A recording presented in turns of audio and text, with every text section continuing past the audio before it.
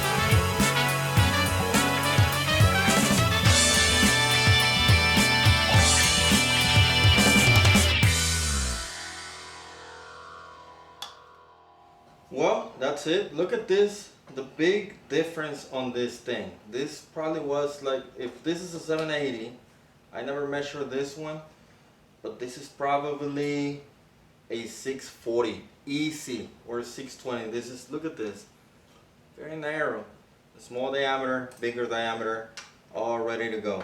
Now these pedals as well, they're gonna be much better than the ones that he had in there. I actually still have bruises on my left, right here, since like 2-3 weeks ago when I took this bike to the trail review. You can check out that link right here. And yeah, these pedals are gonna definitely keep my shoes on them. If you like this video, please make sure you hit the thumbs up button. If you don't want to miss any future content, please turn the notification bell on. And if you haven't done so, please go ahead and consider subscribing. Other than that, that is it for this one, guys. And I'll see you on the trails. Goodbye.